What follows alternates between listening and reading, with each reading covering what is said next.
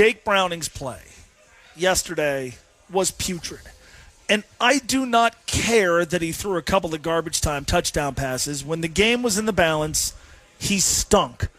At one point, because Jake Browning stunk so bad, Jamar Chase was leading the team in tackles. Yep.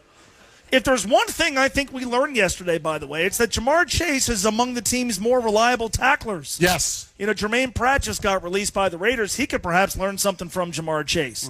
My question for you, though, is this. Jake Browning did do a nice job in 2023. Sure.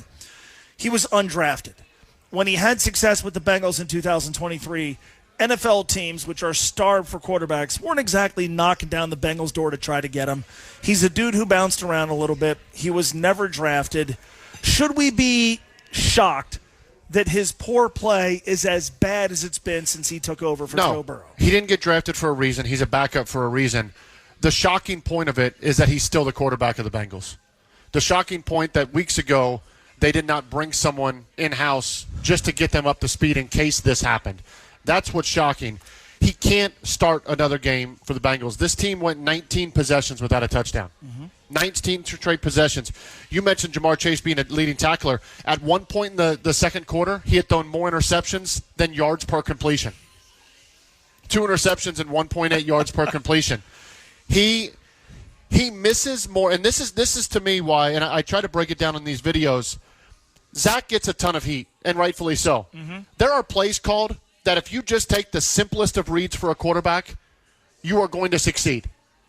Throws are just blatantly missed. Reads are blatantly missed. When he does throw it to the right receiver, it's just not in a good spot to make a catch. Right. The accuracy is not there. It looked like a quarterback version of the yips when he threw the third pick yesterday. Hitting himself in the helmet. The look on his face was unbelievable. To put it into perspective, 2024, Joe Burrow dropped back 952 times. He threw 9 interceptions. Jake Browning has thrown 8 interceptions in 124 attempts. Just that stat alone, you can't tell me that you're interested in winning if you're putting him out there. And I get bad plays happen. The announcers were trying to find an excuse on the interception to Jamar Chase down the field. He had a clean pocket.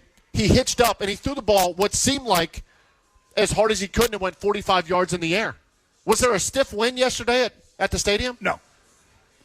He missed Jamar Chase on the first interception on a throw that any quarterback should make. You know you miss outside, and if not, reset your feet and hit T. Higgins in your progression in the middle of the field. But the worst, the defense actually played well. 14-3 coming out of the half. Go get a touchdown and see what happens. And you threw your worst of the interceptions to start the third quarter. How he finished the game, I don't know. How he can ever start another game for this team, I don't know.